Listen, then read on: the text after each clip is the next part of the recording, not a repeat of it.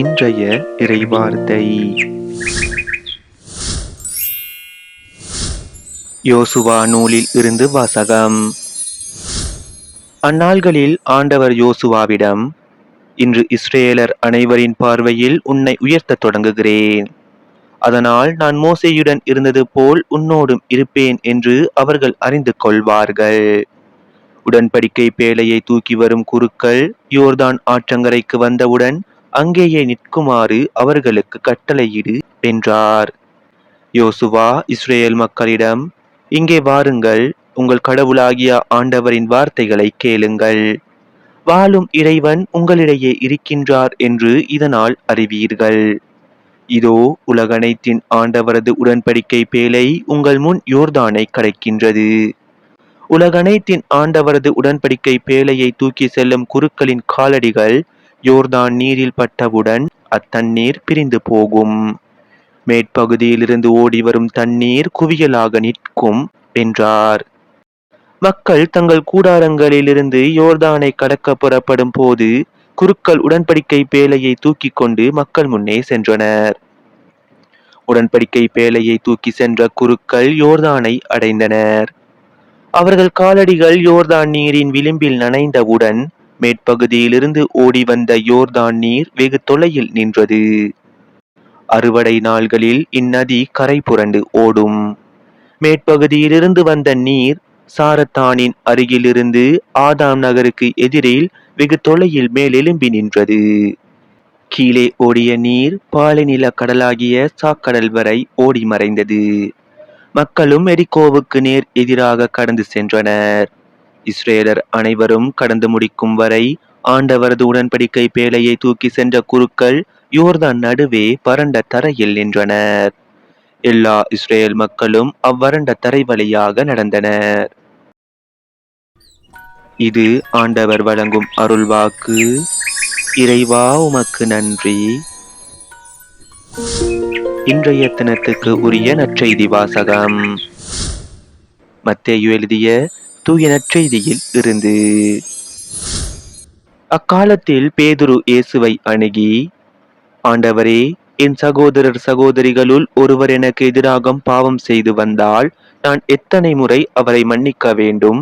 7 முறை மட்டுமா என கேட்டார். அதற்கு இயேசு அவரிடம் கூறியது, 7 முறை மட்டுமல்ல, 70 தடவை 7 முறை என நான் உனக்கு சொல்கிறேன். விண்ணரசை பின்வரும் நிகழ்ச்சிக்கு ஒப்பிடலாம்.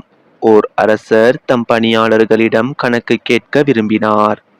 அவர் கணக்கு பார்க்க தொடங்கிய பொழுது அவரிடம் 10,000 தாலந்து கடன்பட்ட ஒருவனை கொண்டு வந்தனர். அவன் பணத்தை திருப்பிக் கொடுக்க இயலாத நிலையில் இருந்தான்.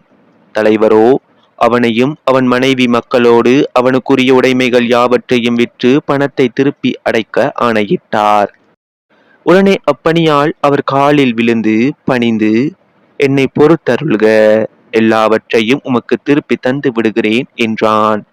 அப்பணியாளின் தலைவர் பரிவு கொண்டு அவனை விடுவித்து அவனது கடன் முழுவதையும் தள்ளுபடி செய்தார். ஆனால் அப்பணியால் வெளியே சென்றதும் தன்னிடம் 100 தெனாரியம் கடன்பட்டிருந்த உடன்பணியாளர் ஒருவரை கண்டு, நீ பட்ட கடனை திருப்பித்தா என கூறி அவரை பிடித்து கழுத்தை நெரித்தான். உடனே அவனுடைய உடன்பணியாளர் காலில் விழுந்து, என்னை பொறுத்தருள்க, நான் திருப்பி கொடுத்து விடுகிறேன் என்று அவனை கெஞ்சி கேட்டார். ஆனால் அவன் அதற்கு இசையாது கடனை திருப்பி அடைக்கும் வரை அவரை சிறையில் அடைத்தான். அவருடைய உடன்பணியாளர்கள் நடந்ததை கண்டபோது மிகவும் வருந்தி தலைவரிடம் போய் நடந்தவற்றை எல்லாம் விளக்கி கூறினார்கள். அப்போது தலைவர் அவனை வரவழைத்து, பொல்லாதவனே, நீ என்னை வேண்டிக் கொண்டதால் அந்த கடன் முழுவதையும் உனக்கு தள்ளுபடி செய்தேன். நான் உனக்கு இரக்கம் காட்டியது போல நீயும் உன் உடன்பணியாளருக்கு இரக்கம் காட்டியிருக்க வேண்டும் அல்லவா என்று கேட்டார். அத்தலைவர் சினங்கொண்டவராய் அனைத்து கடனையும் அவன் அடைக்கும் வரை அவனை வதைப்போரிடம் ஒப்படைத்தார். உங்களுள் ஒவ்வொருவரும் தம் சகோதரர் சகோதரிகளை மனமாற மன்னிக்காவிட்டால் விண்ணுலகில் இருக்கும் என் தந்தையும் உங்களை மன்னிக்க மாட்டார். இயேசு இவ்வாறு உரையாற்றி முடித்த பின்பு கலிலேயாவை விட்டு அகன்று யோர்தானுக்கு அப்பாலுள்ள யூதேயா பகுதிகளுக்கு சென்றார். இது நம் கிறிஸ்து இயேசு வழங்கும் வாழ்வு தரும் நற்செய்தி. கிறிஸ்துவே உமக்கு புகழ். இன்றைய தினத்துக்கு உரிய சிந்தனை துளிகள். பரிவு கடனை தள்ளுபடி செய்யும்.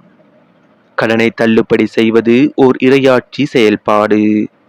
நெருக்கடி காலங்களிலும் யூபிலி போன்ற விழா காலங்களிலும் கடனை தள்ளுபடி செய்வதை திருவிவிலியம் ஊக்குவிக்கின்றது.